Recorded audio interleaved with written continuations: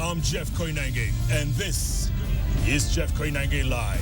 Tonight, we are in the heart of Eastleigh, on the corner of General Waranga Street and First Avenue. They dared us to come and do a show from here. We are here. Despite what happened literally 30 to 45 minutes ago, a car heading this way possibly was intercepted by police, taken to Pangani Police Station, exploded in the compound. We hear there are casualties, as many as 5 dead. But the show must go on. My guests were Inspector General of Police David Kimayo, local Kamkunji MP Yusuf Hassan, and former Deputy Speaker Farah Malin. All of them have cancelled. We don't blame them because they don't feel safe out here. Well, the show must go on.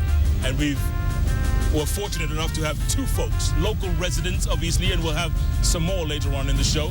First up, he's the Nairobi County Assembly rep from Eastleigh North Ward, Osman Ado. And to my far right is Ahmed Mohamed. He's a young business leader. He's the Secretary General of the Eastleigh Business Community. Gentlemen, thank you so much for coming on the bench. You guys are good last-minute additions, and we appreciate that because the show must go on. And I hope you weren't pressured to come on. Thank you for having us. You don't feel the pressure? No, we don't. Do you feel safe? You feel safe? I feel very safe here, and we have no problem. You sure? Sure. You know, don't let me, no pressure. 100%. Okay. Is this a normal occurrence? Osman, Ahmed, tell me, is this normal here in Eastleigh? No, nothing of this sort happens in Eastleigh. Eastleigh is a vibrant, very well presented town in Nairobi. It's a fantastic business place. It's one of the places, the only place that people from Eastern Central Africa come to do their businesses. So you can imagine, Eastleigh is one of the best places in Nairobi. But you know, look, up until 30 minutes ago, I felt safe here. I felt it was safe because look at the massive police presence. You see administration police, you see regular police, they're here. Huge presence, despite people still being out in the streets. Osman, how do you feel, Mweshimiwa? Do you feel safe here? I feel very safe.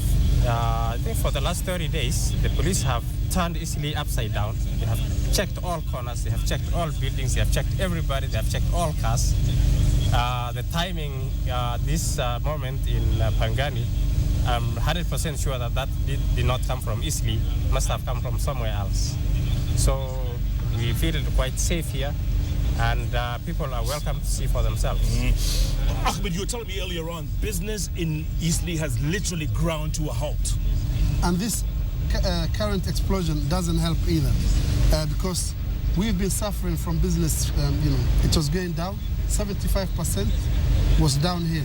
And it's because of the explosions that happens in Eastleigh, unfortunately, and also it's been exacerbated by the crackdown that's been carried out by the police. Yeah. So businesses are greatly affected. I've seen people who are not looking forward to the end of the month because they don't know where the rent is going to come from. Osman, you are the local country rep here. What are your representatives telling you? What are they telling you about the crackdown? Because up to today, it's been 20 days. More than 5,000 people have been arrested. What are your people telling you? People are not very happy with the way they're going. First and foremost, today I would like to send condolences to those who have been affected today in the blast in Pangani, especially those who have lost loved ones, and we tell them that we are with them. Secondly, people they are tired. I can say they are tired. There are complaints of lots of malpractices of the police. Even though we'd like to support them in their ongoing and what's happening.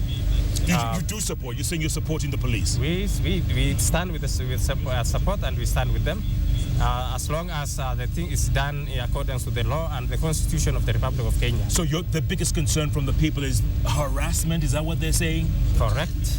That is a harassment. Plus, right now people are complaining that they are not sleeping because there is no coordinated, of the police. You will find that in one building that different groups have gone in maybe 10 o'clock, then midnight, then 2 a.m. So people are complaining that they are unable to sleep. So the same building, if you go in 10, 2, and then sometimes even 4, and then the next day and the next day, then people are kind of agitated and they're angry. But otherwise, we are with the police on in terms of security. And I must applaud the resilience of residents of Eastleigh. Despite all this, people are coming out to do their shopping. People are coming out to do their businesses at night. Eastleigh is virtually a 24-hour economy. Look, and let's remind our viewers, you were born here, Ahmed. I mean, you literally live down the road. You live around the corner from here. That's correct. And I love Eastleigh. It's one of the best vibrant places in Eastleigh. When the police come to your house and say, hey man, we're in Somali, where's in Kenya? How do you respond? I tell them I'm more Kenyan than they are. And I produce my identity card. I have nothing to fear. But that's not the problem, Jeff. If they come to the houses and check everyone who is there and find out that everything is all right, what I don't understand is what this crackdown is all about. Is it to fight terrorism, or it's to fight illegal immigration? The definition is very vague. It has to come out clearly from the authorities. But obviously the terrorists, Al-Shabaab in particular, they're coming in from Somalia. So, you're fighting both terrorism and illegals as well. And Eastleigh bears the biggest brunt. Businesses in Eastleigh and Somalis, whether Kenyan or non-Kenyans, are between a rock and a hard place. When an explosion happens, they're the biggest victims. Their businesses goes downhill. And when a police crackdown starts, they are also the biggest, victims of police crackdowns and police operations. So I think I would like to urge the authorities to change tact. Yeah, but do the people realize? Do they realize that it's a double-edged sword? A car explodes, business goes down. Police come in, business goes down. Don't they realize? No, they realize. Are they cooperating? Are they cooperating? Yes, we are cooperating very much. At all levels. We have had quite many meetings with the police. What they talk about at the top level and what goes on under are totally different. And that's what our complaints is. Because we may say that we are not targeting Somalis, or we are not, there is no ethnic profiling and all that. But what was the saying of the English saying? That actions speak louder than words. So show us in action that we are not actually the targets, because that's what people are telling me, and that's what they feel. Right, Ahmed, do you think that there is ethnic profiling here? Unfortunately, it looks the same. It looks so, because even though most explosions and most grenade attacks happens in Eastleigh, they don't necessarily, the perpetrators are not necessarily from Eastleigh. So what we need to do, like I said earlier, there needs to be a change of tact. There needs to be an intelligence-based investigations. The intelligence should be used more than blanket condemnation of a community. If something happened, we are as businesses, we are the biggest victims of terrorism. Terrorism, we abhor terrorism. There's nothing that I hate more than terrorists, and everyone else in Eastleigh, concurs with me. But the way the operation to investigate and to eliminate terrorism is being carried out is different. There should be intelligence-led. If there is a suspicious character in, say, that block down there, the police should go there, carry out the investigations, and get out without disrupting the businesses. But Mheshimiwa, what Ahmed said is true, but there are certain people who are harboring these criminals. They're harboring the terrorists, and they're not cooperating with police. They're not giving out the information that they should. Certain people, not many, maybe a small minority. Right. And therein lies the dilemma. That is the same. That's the same question we're going to be asking. As he said, it should be intelligence-based. If the intelligence people have that information, who these people are and who they're hiding, then why not just go after them instead of coming after everybody else?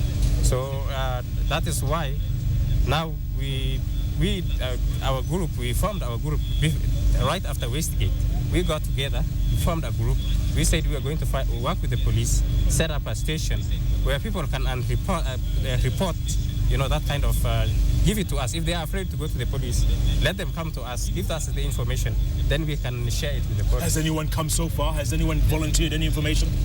So far we haven't had anybody who has any information. Ahmed, because we haven't, you see, as we were setting up ourselves, that's the whole thing. This happened, so we were kind of thrown off guard. We haven't taken our idea to the community yet, but we are getting there. And also, when you have blanket condemnation of a whole community, to get out, this is the community that you want information from. If you go into a house where an old mother of 80 years old and her children are there, and you knock on the door and get them out of bed at 1 o'clock in the morning, maybe they're the people who are to give you information tomorrow. So I think that the tactics that's being used is the problem. We don't have a problem with police investigations. I will support police investigation 100%, but we need to find out a way in which these are the same community that we need information from. Okay, look, let's see if we can get a phone. We have our phone lines open, by the way. It's 0712-957-117. There's a call coming in. Let's try and see if we can get to see who that is. Hello, you're live on JKL. Hello? Yeah. Hello, my name is Sophia. Yes. And I'm from Italy. I was just around there about 5 years ago. Okay. And I would like just to say I'm really sorry for what happened. I'm a student, and people are suffering because of police. Some Somalis are very suffering because of police. But what they are doing, I really like it. They are doing the right thing because they want to find out what is going on in Kenya. Yep. Because even as we are very, even as we don't know what is happening in Kenya, just like 2 weeks ago, something happened here in Ethiopia. Now we are hearing that something happened in Pangani, and we appreciate what Kenya police is doing. So even Al-Shabaab, they're not exactly believe that what they are doing is the right thing. Yeah? Okay, thanks for your call. Okay, thank you so much. You heard that. A lot of people are praising the police. They like what the police are doing. Of course, when incidents like those happen, everyone, they gather together and they say, they shouldn't happen. But listen to Mohammed Sheikh. Mohammed Sheikh says, police have not done operation. They are taking bribes and looting Somalis. That's the thinking as well. We are getting a lot of complaints on that side. And after investigations, I usually like to do my own investigation. And a lot of what people are saying is true. I have personally witnessed it 2 times when that actually happened. So, what did you do about it? Well, the people I represent tell me just that they will come after me if I talk. So if I do something, I get blamed. If I don't do something, I get blamed. So you're damned if you do, right? And you're damned if you don't. Are you getting the same, Ahmed? The police, I must say, are in a very difficult position themselves. They're also human beings. We must be grateful for having the police in Islay. Not only, and I have to say, general crime in Islay is zero. There's nothing that happens. There's no muggings, there are no robberies, and that's thanks to the police. But we have, grenade attacks and terrorist attacks, unfortunately. So when the police have a job to do, they have a job to investigate the source of any terrorism or terror-related activities, but also they must also understand that they don't want, to target the same community that they want information from. Yeah. They should win hearts and minds of the people. Sure. Edwin Mutabuku is asking, how has the business community aided the police in the ongoing operations? We've had several meetings with the police, top brass. We've had meetings with the Permanent Secretary of Interior. We've had meetings with the Minister for Internal Security. We had meetings even today at Intercontinental Hotel in order to figure out the way forward, and also to assist the police and the authorities in stemming out this terrorism. It affects us more than it affects anybody else. Yeah. I think there's another call coming in. Let's see if we can get another call. Put the call through, please. Hello, you are live on Jeff Koinange, live in Eastleigh. Good.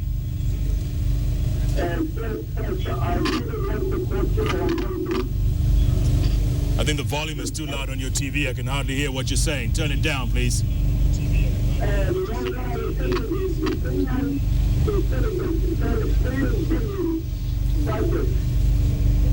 I have no idea what he just said. But the general feeling, if there's suspicion to the police, Moshimiwa, if there's that kind of suspicion, then how are you all gonna cooperate? How are you all gonna move from here? How we are going to move from here? I think it's for the police and us to cooperate and work together. Especially now in the night searches, if we can have community members going with them into the homes, so that this helps two ways.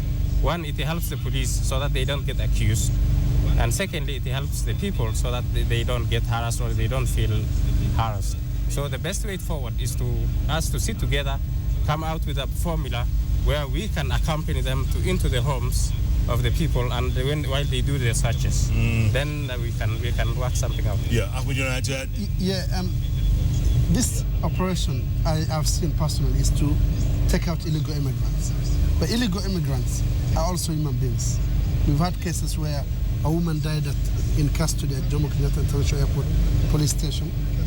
She was she suffocated, taken to Kenyatta Hospital, and died there 2 days later.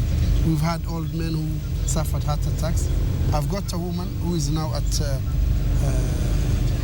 Wood Street Clinic. As a result of manhandling by the police. We've got a lot of cases where the police, take out the ID card and put it in their pockets. These are rogue police officers. The top people, they are not police who have integrity, are honest in their jobs. Yeah. But we also need to take, these people as human beings. They might be illegal immigrants. Sure. They came here to run away from civil war in their own country, and we have welcomed them. Kenya is one of the most, welcoming countries on earth. There's over 500,000 refugees in Kenya, and refugees appreciate. They say Kenya is their second country. But when these operations happens, unfortunately, there's human victims. Victims of these operations. We've seen children separated from their moms. We've seen sad stories happening, and we need to find a solution to this problem. Okay, we're going to talk about some of the solutions after the break, including the fact that if they send some of these folks back to camps like Dadaab and Kakuma, what's going to stop them from coming back right here? What's going to stop them? Think about that as we come back. And also, there was a sad incident of a woman who was taken away to Kasarani, and she left her infant in the house, and the infant died. It's still an allegation. We haven't been able to confirm Never confirmed that yet. Yes. Okay, all right. Still an allegation. Okay, and then let's talk about some solutions. Because we need solutions at the end of the day, gentlemen, because this is your town. We're going to leave here in an hour's time, and we'll be gone. You guys will still be here? Yeah, sure. Let's take a break. Call in 0712-597-117. My Twitter handle is @KoinangeJeff. The hashtag is JKL. We are live in the heart of downtown Eastleigh on the corner of General Waroinge Street and First Avenue. We're talking issues. We're talking the crackdown, now in its 20th day. Is it working? Can it work? We'll find out. Keep tweeting. Let's keep talking. Chef Koinange Live takes a break. We are back in a moment.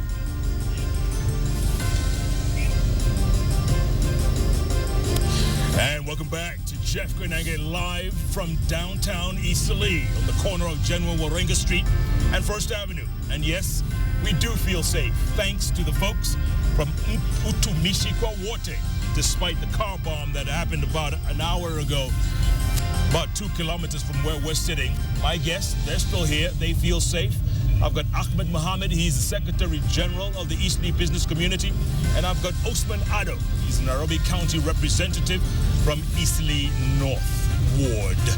We're talking issues. We're talking the crackdown, which is now in its 20th day. How do the local Somali community feel? Do they feel ostracized? Do they feel targeted? Here's a tweet from I'll read it just now, from John Githanga. He says, do you think the culture of secrecy that is common amongst Somalis has also raised suspicion from security agencies? Mashmua? Yes, I have heard that argument many times, but I don't think that has contributed to what's going on currently, because most people, as you know, who are from Somalia, who come to seek refuge here, are also victims of Shabaab. and they would not hesitate to share that information with us. And the Somali Kenyans in general don't like them. They don't like any terrorists anywhere, and we would have given them up if we knew any of them. So we are not. I would say that we are not harboring any, and we would actually, by ourselves, probably lynch them if we find any of them here in this city. Your thoughts, Ahmed? There's no culture of secrecy. There is. Let's face it. No, let's face it. Seriously, there isn't. What is there is lack of intelligence. This is a new phenomenon. It never happened since it's only started in 2008, 2009 sort of thing. There was never, grenade attacks or IED explosions in Eastleigh before. So I don't know what happened. Something happened somewhere that we need to find out. Okay, let me ask you guys a serious question. Okay, let me ask you a serious question then. Has Al-Shabaab infiltrated this place? Think about it. Al-Shabaab, are they amongst us here? I would say probably yes, but it's difficult to tell because this is a global phenomenon. Al-Shabaab is actually a branch of Al-Qaeda, and Al-Qaeda operates in many countries around the world. So it's very difficult to pinpoint and say this is him and this is not. So I would probably say they are within us. You agree, Ahmed? No, I don't agree. I don't think there's Al-Shabaab infiltration. There is a criminality. There's element of criminals who are amongst us. And it's up to us, the community. We have to take some sort of blame ourselves. We need to come together and find out who this criminal is. Get him out, hand him over to the authorities, and let the authorities do their job. And also, this secrecy or element of secrecy within the community is a myth. If the intelligence service were doing their job properly, there will be no, there is a difference between a criminal, somebody, a general criminal, and a terrorist. Those are two, I would say, totally different, because they operate in different mindsets. Yeah. So, as it may be easy to pick up a criminal, but it would be very difficult to pick up a terrorist. Okay, if you all knew of any Al-Shabaab elements here in Eastleigh, would you tell the rightful authorities? Not only tell the rightful authorities, but we'd probably lynch him there and then. No, I don't believe that. Yes, we Ahmed, do. I don't believe that. No, yes, that's true. If you ask anybody on the street of Eastleigh, that's what they would do. Because that is their number one enemy as they cross the border. And therefore, if they knew any of them that's coming with them, they would tell. Speaking of crossing the border, some of the illegal immigrants are being shipped out to Kakuma and Dadaab. What's to stop them from coming back? And also, What's to stop them from coming back? And that's the issue. You're telling people to go back to camps. Dadaab, the last time I checked, was part of Kenya. Kakuma is part of Kenya. So, shifting a problem to a camp is not the solution.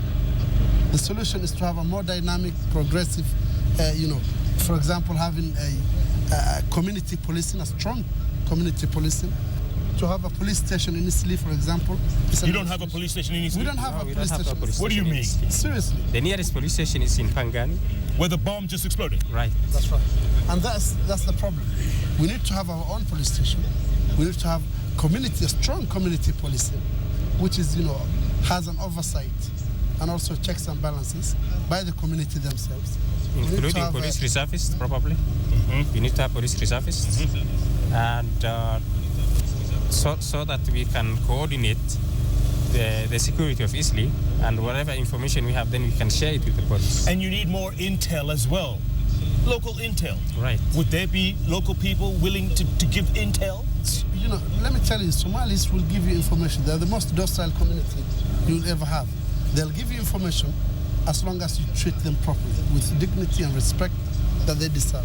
You need to win the hearts and minds of the same community that you want information from. I keep repeating this. Yeah, speaking of hearts and minds, Abdi Noor says, the way forward is winning hearts and minds of all those in the operational, strategic, and virtual space.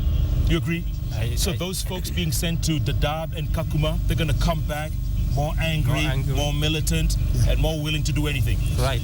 And that is why I say most of the time, People talk about youth being radicalized in mosques, and that's not the case. The youth are actually being radicalized on the streets. They see what's happening on the streets, and that they want to vent their anger, and then they become easy prey for recruits. Yeah. You see, so that's where they get more radicalized than in the mosques. I have gone to many mosques around. I have never seen one mosque where they teach any of those doctrines people talk about. You've never heard? No. People just go there and pray, and they are out. Have you heard in of 5 minutes? I never had. And the fear. Yeah, if you had heard, would you say? Yes, I would say. Definitely. 100%. But this police crackdown and this blanket condemnation exacerbates the very thing that the business community, that the Somali community, that the authorities is fighting, which is radicalization. Mohammed Waliye, he says, how can you police a place you can't even access? Eastleigh was neglected so much that it became another country. There's no neglect in Eastleigh. In fact, Eastleigh, since Yusuf Hassan was elected as an MP, is one of the most vibrant. You can see the road construction in Eastleigh. Yes, there is. We have finished this. We are finishing First Avenue. Muratina will be constructed soon. So we are opening up all the access, the entry roads, and we also have plans as a county government to fix the feeder roads, small roads. Yeah. So I think that would be the thing of the past. By the way, I came up one of those feeder roads off of Juja. Right. It's terrible, man. Don't say that you have roads in Eastleigh. There's just this one street. You have no roads. But it was worse before. Now, 2.6 billion shillings is being invested in Eastleigh. General Warunge from Kariako to the airbase camp, from Juja Road to Jogo Road will be finished. And when that's finished, Eastleigh will become one of the most dynamic business hubs in the world. You think so? Yes, I think so. You think it's going to go back to... I Yes. think we are going to bounce back. Yes. The terrorists are not going to win. People would be resilient. We will defeat this. So people should be calm. And the terrorists want us to be afraid and to run away and to fight each other. And therefore, the Kenyans should not allow that to happen. We should stick together, and we will win this. Ahmed, there's a guy here called Qaddafi saying, you could be Al-Shabaab. I should ask you, are you Al-Shabaab because you seem to be protecting them? Who, me? That's what he's saying. I don't even know who Al-Shabaab is, actually. But, I'm Kenyan through and through. I will fight Al-Shabaab any minute. But the thing is, that's not the problem. The problem is we need to fight all criminalities, all forms of criminalities. We need to start from muggings to robberies to terrorism. And we need to fight it with the way it should be fought. Ibrahim Allen says police ordering residents to give them money or taken to Kasarani, that's a shame. It is a big shame. And I think that is where now the police officers are putting everybody's life in danger. Because when you take money in exchange for letting the person go, who you don't know whether he's a terrorist or not, then he puts me and you in danger. So that is one of the things that we should be fighting, or even though right now the complaints have become so numerous that we really don't know what to do. I don't know, really. Yeah. Phone lines seem to be working. Let's see who's on the phone. Hello, you are live on JKL in Eastleigh. Talk to me. Yes.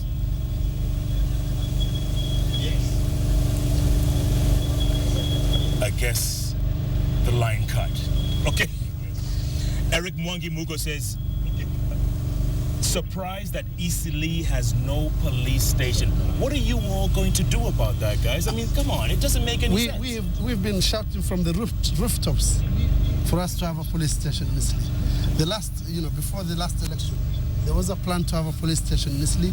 I don't know what happened. There was a breakdown. We have even taken that with His Excellency the President, and he has assured us that he's going to help us achieve one. Yeah, IG David Kimaya was supposed to be on the show today. I would have asked him that question. Maybe he's watching. If he's watching, IG, they need a police station in Eastleigh. And quickly.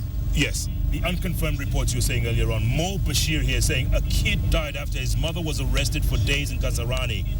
concentration camp. Police should be human when dealing with people. You've heard that And story. that's what I've kept saying. You know, we're dealing with human beings here.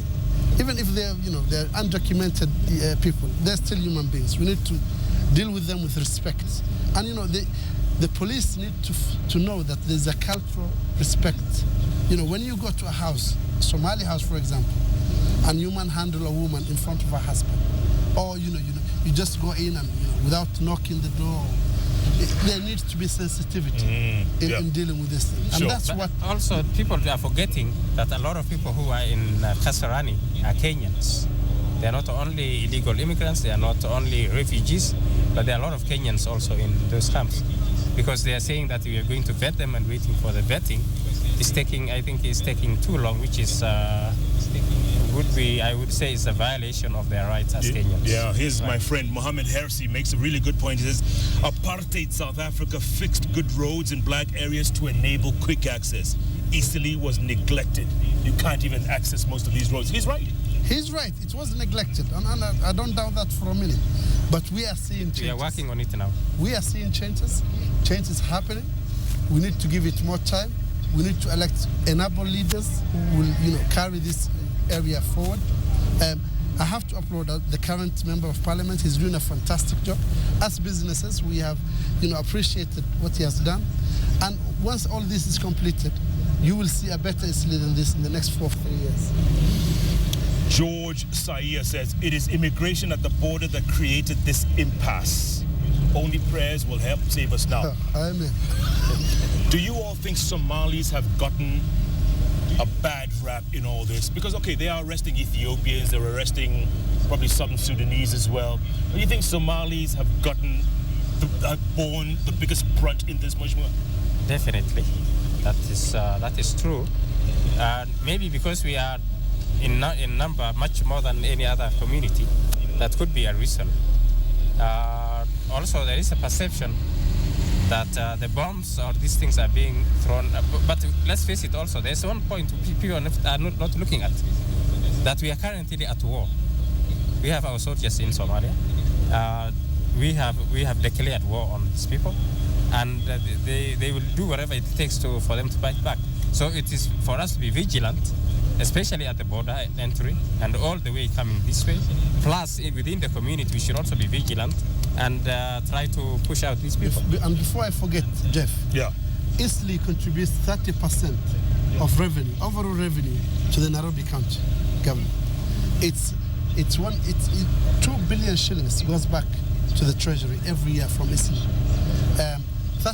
Like I said, it's a huge business hub.